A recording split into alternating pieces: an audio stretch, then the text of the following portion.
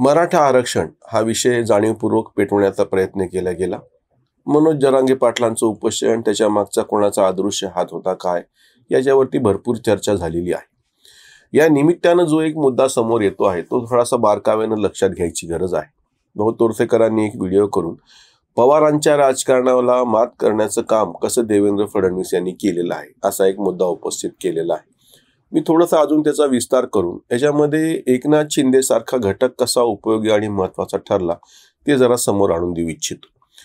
त्या इंडिया अलायन्सची मुंबईला बैठक होती आणि त्याच्यानंतर जो लाठीचार झाल्यामुळे जी परिस्थिती उद्भवली जालना जिल्ह्यामध्ये आणि तातडीनं पवारांसकट सगळे नेते इंडिया अलायन्सचे कसे तिथे धावले हे सगळ्यांच्या समोर आहे.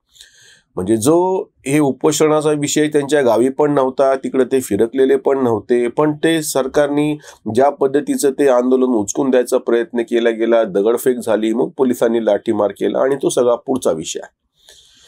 तुम्ही एक लक्षात घ्या, म्हणून मी तो जुना विषय परत उकरून काढतो. एकनाथ शिंदे सारखा घटक या ठिकाणी या सगळ्या ह्याच्यामध्ये महत्वाचा कसा ठरला तुम्ही लक्षात घ्या. ज्या पद्धतीने मराठा आंदोलन चिघळवण्यात आलं होतं देवेंद्र फडणवीस मुख्यमंत्री असताना आणि आरक्षण मागतोय तुझी बायको नाही असे बिभत्स पद्धतीच्या घोषणा दिल्या गेलेल्या होत्या आणि तेव्हा पवारांसारखे सगळे नेते मूग गिळून गपचूप होते, किंबहुना त्यांनीच हे सगळे 57 जे मोर्चे मूक मोर्चे आयोजित केले होते. त्याच्या पाठीमागं पवारांसारख्या शक्ती होत्या, हे काही लपून राहिलेलं नाही.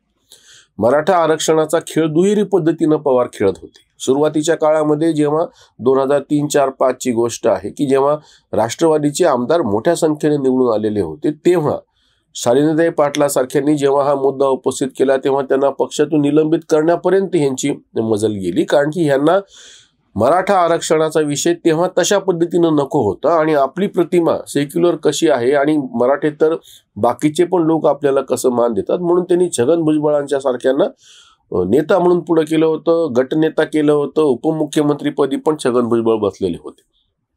पवारांचं ते राजकारण लक्षात घ्या. हे करत असताना जेव्हा पवारांच्या पक्षाचे जास्त आमदार निवडून आले, 71 आमदार होते, काँग्रेसचे 69च होते, मग वास्तविक त्या न्यायाप्रमाणे पवारांचा मुख्यमंत्री व्हायला पाहिजे होता राष्ट्रवादीचा, आणि जर तसा तो करायचा असेल तर गटनेता आधीच असलेले छगन भुजबळ यांना मुख्यमंत्री करावं लागलेलं असतं. आता पवार जेव्हा मराठा राजकारण खेळतात ते इथे पवारांच्या पक्षातले बहुतांश मराठा नेते निवडून आलेले आमदार हे ओबीसी असलेल्या छगन भुजबळांच्या हाताखाली काम करायला तयार नव्हते, म्हणून पवारांनी तेव्हा जी केलेलं कॉम्प्रोमाइज होतं काँग्रेसमधलं उच्चकुलीन मराठा नेतृत्व विलासराव देशमुखांच्या निमित्ताने, जे त्यांचं राजकीय विरोधक असताना सुद्धा ते चालेल पण आपल्या पक्षातला नॉन मराठा नको, या पद्धतीचं विचित्र राजकारण खेळून पवारांनी तेव्हा जे हानी स्वतःच्या पक्षाची पण करून घेतली, कारण त्याच्यानंतर परत पुन्हा पवारांच्या पक्षाला 1 नंबरचा पक्ष होता नाही आला. पवारांनी जो विश्वास गमावला, एकीकडून मराठ्यांचं जे राजकारण करत होतं त्याचाही विश्वास गमावला आणि दुसरीकडून मराठे तर राजकारणाचा पण आपण चेहरा आहे असं म्हणत असताना तोही विश्वास गमावला.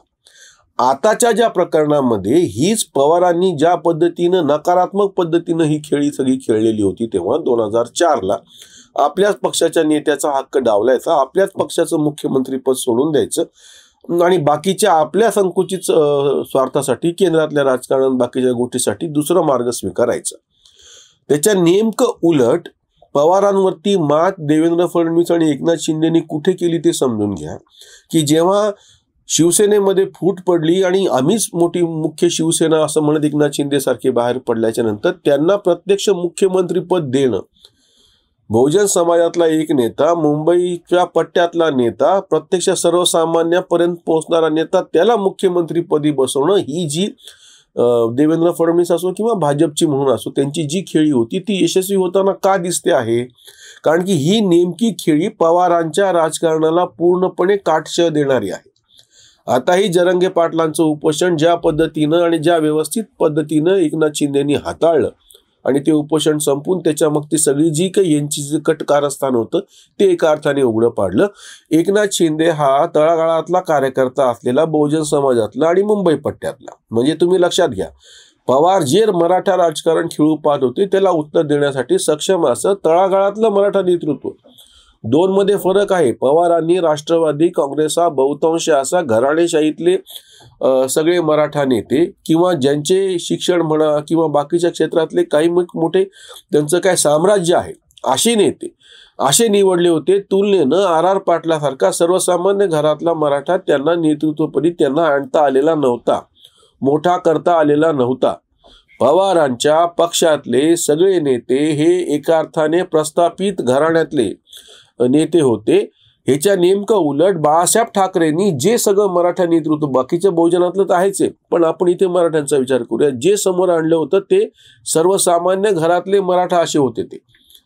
आणि त्याहीपेक्षा दुसरी महत्वाची गोष्ट म्हणजे जे काही कोर्ट पॉलिटिशियन्स असतात, म्हणजे नुसतं आपण बसून राहायचं आपल्या आलिशान अशा घरांमध्ये, कार्यालयांमध्ये, एसी मध्ये, पण जमिनीवर कार्य करणारा जो कार्यकर्ता असतो त्यालाच नेता करायची किंवा बाळासाहेबांनी जी केलेली होती त्याच्यातला एक प्रॉडक्ट म्हणजे एकनाथ शिंदे, जो प्रत्यक्ष वस्तुस्थिती म्हणजे प्रत्यक्ष सर्वसामान्य कार्यकर्त्यांच्या बरोबरी जमिनीवर उतरून काम करणारा नेता होता.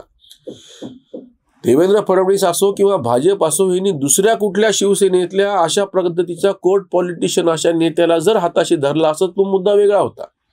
पण यांनी तळागाळातला कार्यकर्ता असलेला, सर्वसामान्यांमध्ये मिसळणारा असा, ज्याला त्याची कुठली तशी वेगळी अशी राजकीय पार्श्वभूमी नाही आधीची, अशा नेत्याला त्या पदावरती बसवलं, ही महत्वाची गोष्ट आहे.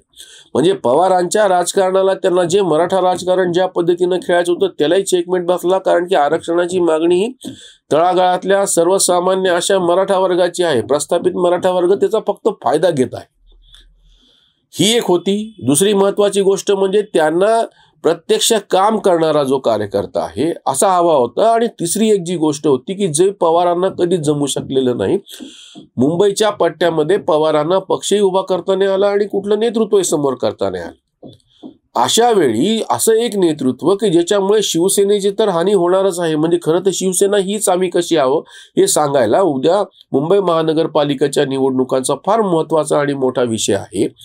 त्याच्यासाठी कामी पडणारं नेतृत्व म्हणजे एकनाथ शिंदेचं नेतृत्व आहे, सर्वसामान्य बहुजनातलं नेतृत्व आहे, सर्वसामान्य कार्यकर्ता म्हणून नेतृत्व आहे. आणि अजून पुढची महत्वाची गोष्ट जी परत पुन्हा पवारांना काउंटर करते, स्वतः देवेंद्र फडणवीस यांनी ते जेव्हा मुख्यमंत्री होते तेव्हाही आणि आता उपमुख्यमंत्री असतानाही गृह खातं स्वतःकडेच ठेवलेलं आहे. हा मुद्दा आम्ही आधी पण वारंवार उपस्थित केलेला होता की पहिल्यांदा असं घडतंय महाराष्ट्रामध्ये, कारण की यापूर्वी शरद पवार कधीही गृह खातं सोडत नव्हते. पूर्णपणे 15 वर्षाच्या काँग्रेस आणि राष्ट्रवादीच्या संयुक्त आघाडीच्या काळात सुद्धा गृहमंत्रीपद, मुख्यमंत्रीपद गेलं तर चालेल पण गृहमंत्रीपद सोडायचं नाही पवारांचं धोरण होतं. आणि आताच्याही 2.5 वर्षाच्या कालखंडामध्ये महाविकास आघाडीच्या गृहमंत्रीपद पवारांनी स्वतःकडेच ठेवलेलं होतं. पण नेमकं ही त्यांची दुखरी नस ओळखून देवेंद्र फडणवीस मुख्यमंत्री असताना त्यांनी गृहमंत्रीपद स्वतःकडेच ठेवलेलं होतं, म्हणजे भाजपने स्वतःकडे ठेवलेलं होतं आणि आताच्या काळात गृहमंत्रीपद त्यांच्याकडेच आहे. या सगळ्यातलं सूत्र लक्षात घ्या. त्याच्यामुळे पवारांवरती देवेंद्र फडणवीस आणि एकनाथ शिंदेनी ज्या पद्धतीनं मात केली ते लक्षात येतं. मनोज जरांगे पाटलांच्या निमित्तानं विषय पेटवायचा प्रयत्न झाला, महाराष्ट्र पेटवायचा प्रयत्न झाला, हे कसं भडक करता येऊ शकेल याचा प्रयत्न झाले. पण ज्या पद्धतीनं एकनाथ शिंदेंना हाताशी धरून किंवा एकनाथ शिंदेनी स्वतः सुद्धा ज्या पद्धतीनं प्रयत्न केले त्या पद्धतीनं लगेच हा विषय म्हणजे तो काय न्यूजमधून निघूनच गेला. आणि दुसरी एक महत्वाची गोष्ट घडली जी एकनाथ शिंदेचं त्यांना श्रेय द्यायला पाहिजे. गावोगावचं सर्वसामान्य कुटुंबातलं जे मराठा नेतृत्व होतं, काही कार्यकर्ते जे सक्रिय असे होते, सकारात्मक ऊर्जेनं काम करणारे होते, ते कुठल्याही वेगवेगळ्या पक्षातले असो, या सगळ्यांच्यासाठी म्हणून एक मॉडेल म्हणून एकनाथ शिंदे सारखं नेतृत्व समोर येत आहे की बाबा अशा पद्धतीच्या कार्यकर्त्याला पण इतकं मोठं पद मिळू शकतं. हे समोर उदाहरण आल्याच्यामुळे हे कार्यकर्ते त्यांच्याकडे आकर्षित झाले. महायुतीचं जे आता सरकार आहे त्यांच्याकडे आकर्षित झाले. आणि ही सगळ्यात मोठं काय म्हणता येईल त्याला सेटबॅक आहे पवारांसारख्यांना. एकेकाळी हे नेतृत्व जेव्हा पवार विरोधी पक्षामध्ये होते तेव्हा त्यांच्याकडे असायचं, पण पवारांनी ज्या पद्धतीचं राजकारण केलं आणि प्रस्थापित राजघराणीच मोठी केली त्याच्यामुळे आता देवेंद्र फडणवीस आणि एकनाथ शिंदेनी मिळून ज्या पद्धतीनं हे सगळं आंदोलन पण हाताळलं, त्याच्यानंतर जो भडका संभाव्य असा उडूपान होता महाराष्ट्रामध्ये तो पण आता शांत करण्याचा इशारा मिळालेला आहे. आणि आता जेव्हा स्थानिक स्वराज्य संस्थांच्या निवडणुका होऊ लागतील हा विषय कोणी चर्चेला आणलेला नाही. ह्या निवडणुका जेव्हा आता हे गणपती आणि हे सगळं संपल्याच्या नंतर जेव्हा प्रत्यक्ष किंवा दसऱ्याच्या मागे पुढे, दिवाळीच्या मागे पुढे जेव्हा ह्या स्थानिक स्वराज्य संस्थांच्या निवडणुका महाराष्ट्रभरच्या लागतील, फक्त मुंबईच नाही, तेव्हा हे तरुण कार्यकर्ते फार मोठ्या प्रमाणामध्ये त्याच्यामध्ये सक्रिय होऊन त्यांचा फायदा पक्षाला मिळू शकेल. हा एक मोठा तोटा राष्ट्रवादी काँग्रेसला आणि शरद पवारांना सोसावा लागणार आहे, कारण की हे सगळं त्यांचं फोर्स होता की जो आता त्यांच्या हाताखालून निघून जात आहे. इथेच थांबूयात. धन्यवाद.